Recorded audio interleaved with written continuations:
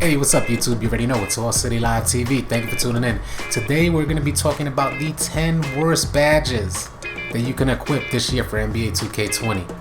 I have a feeling that my predictions are going to hold true throughout the year. And if you feel that you want to leave your predictions, put a comment down low with your predictions, and I may do a giveaway somewhere around mid-year if your predictions align with my experience playing the game. So let's get right into it. The first badge that I got on the list, I'm going to go through each badge. I have 10 of them, and I'm going to go through each one and explain why I believe it's going to be one of the worst badges to equip this year for NBA 2K20. So the first badge is consistent finisher. We're going to go and press triangle on that badge. It says consistent finisher. Penalties for missed time layups are reduced, allowing players to make layups more consistently. So there's going to be a few reasons why I think that this badge is going to be complete garbage, useless, shouldn't even be in the game. First off, if you cannot, the very first reason, if you cannot time your layups properly, then you shouldn't be playing the game. That's one. You shouldn't be boosting people's layups. I mean, come on, it's a layup. You should be able to make a layup. That's number one. Secondly, and more importantly, it says penalties for missed time layups are reduced. I mean, did you get that? Penalties are reduced for missed time layups. Now, that doesn't seem like a benefit, that much of a benefit to me. One, you shouldn't be mistiming your layups. You should get in the lab and practice. And two, the badge isn't even that efficient a badge to have on if it's just going to reduce a penalty and not give you any type of boost or any type of increase on the percentage of the layups made. So that's number one on the list. Let's move on. The next badge, deep hooks.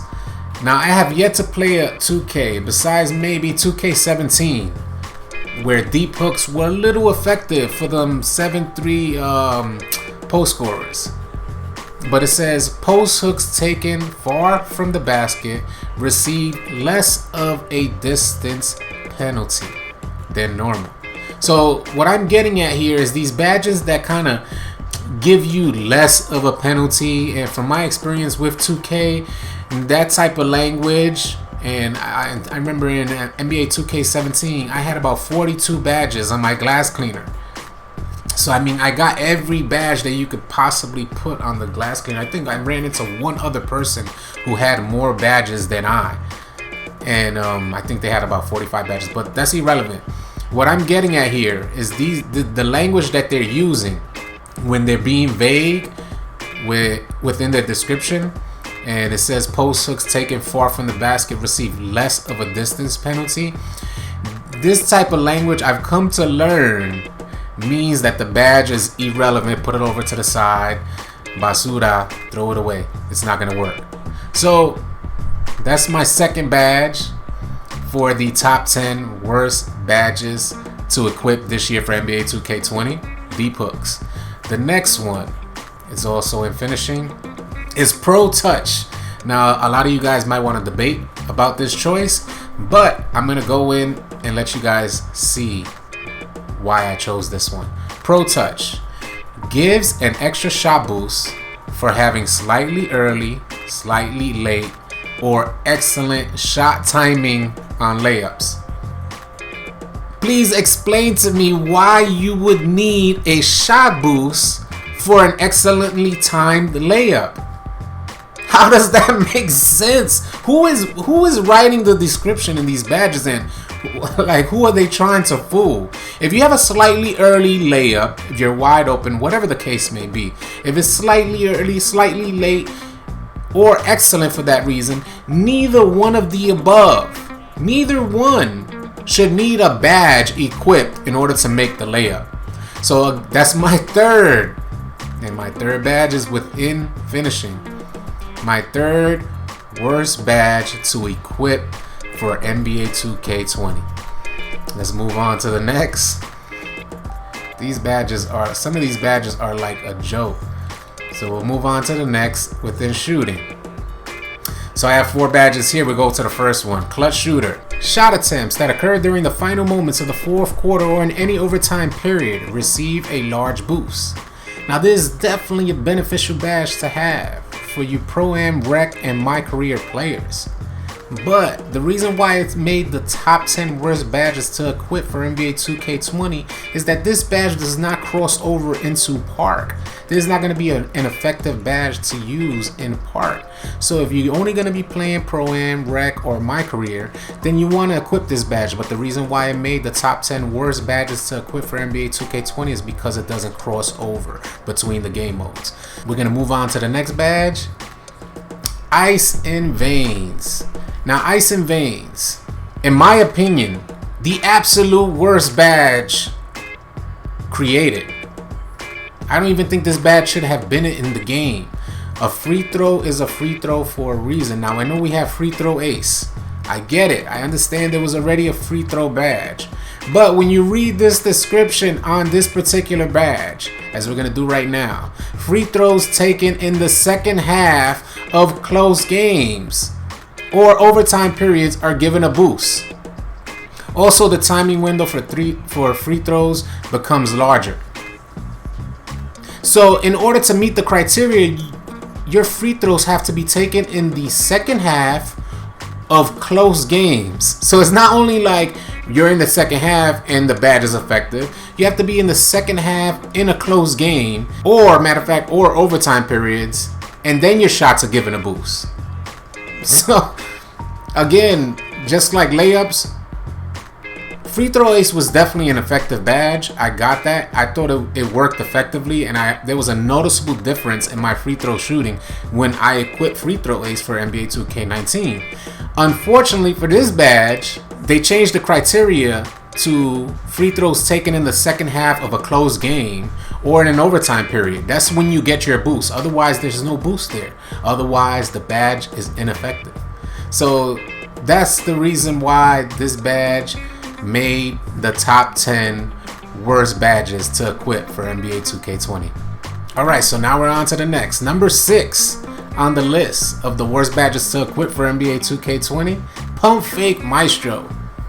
And I'm going to tell you guys exactly why I chose this badge. Pump Fake Maestro shortens the timer that determines how long after a pump fake a player can shoot without incurring a shot percentage penalty. Now again, this has to do with the language. I'm an experienced 2K player. I've been playing 2K since its inception on Dreamcast, the very first 2K that was ever released. I understand their progression. I understand their capabilities. I understand the language that they use. And when you have a description for a badge that says something like determines how long after a pump fake a player can shoot without incurring a shot percentage penalty, I just don't believe you, 2K. I've had enough experience with your franchise, with your games, and the badges that you attempt to incorporate into your games and the gameplay.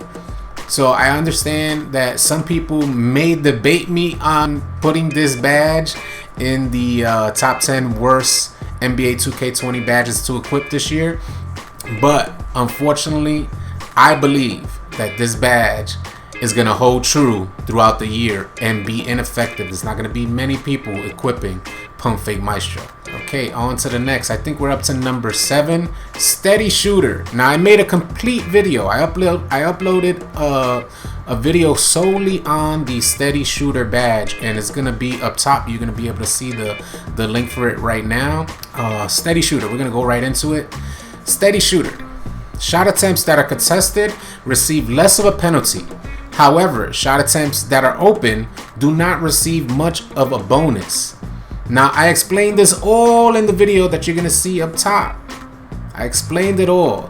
Now, from the description, it doesn't sound like it's a bad badge to have on. It doesn't sound like it should be on the list for the top 10 worst badges to equip in NBA 2K20. But when you see the video, the Steady Shooter badge video that I posted earlier today, when you see that video, I posted tweets that Mike Wang sent out explaining in detail how the Steady Shooter badge drops your field goal percentage if you only shoot open shots. I have never in all my years of playing 2K thought there would be a badge that will penalize you for taking open shots. Where is the logic? Are they ball players? Are any of you developers ball players? If you're wide open, your shot percentage should skyrocket. But 2K has this weird way of rewarding contested shots over open shots. For what reason, I have no idea.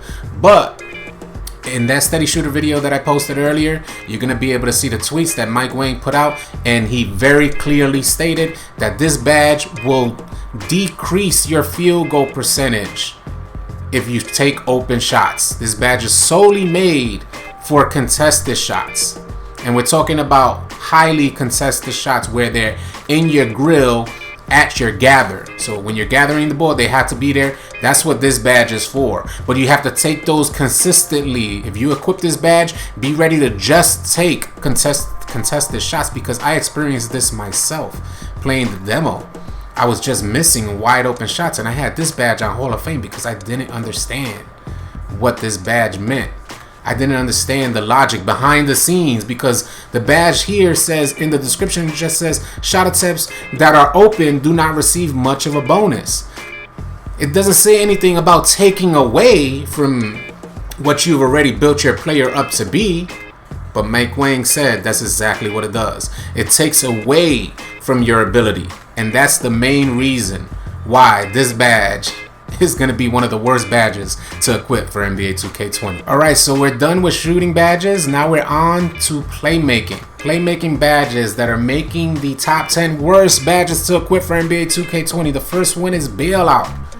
We're going to click on bailout and see what it says. Bailout. Passing out of a jump shot or layup yields oh man, I have to laugh at this because this is getting silly.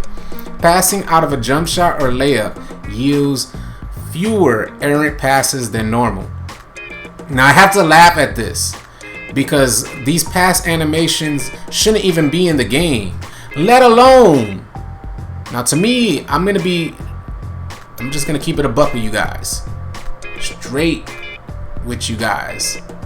Considering the idea of putting on a badge to bail you out of jumping and throwing an errant pass, it's just unheard of. I never thought it would come to this. And to me, I'm gonna keep it a buck with you guys. To me, it seems like 2K has already had these animations in the game.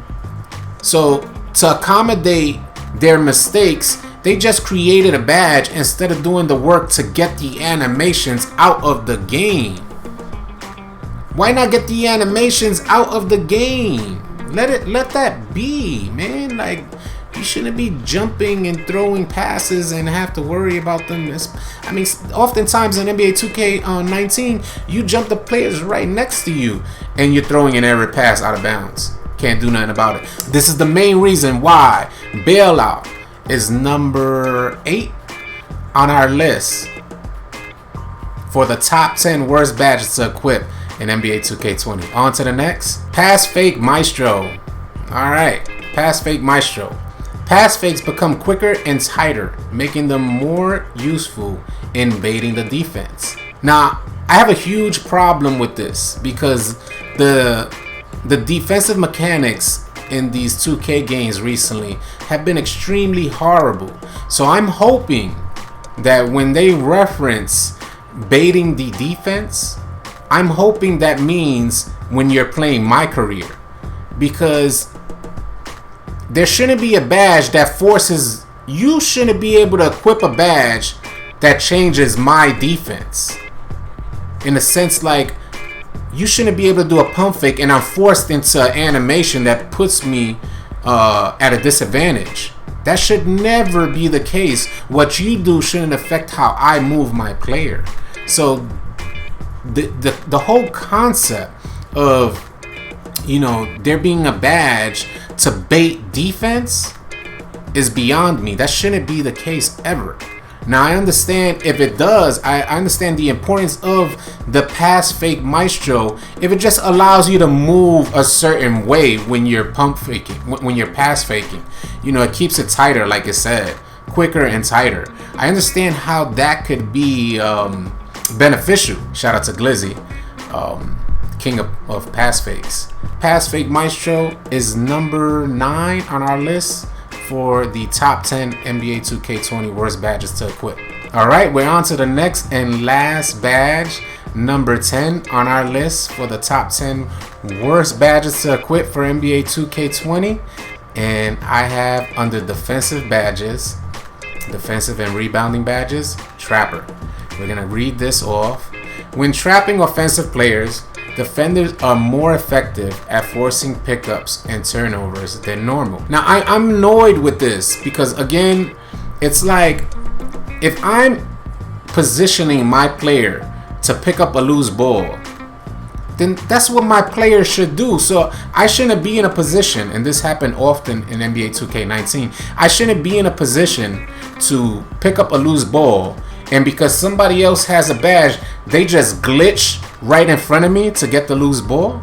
That should never, ever, ever be the case, and it happened way too much in NBA 2K19.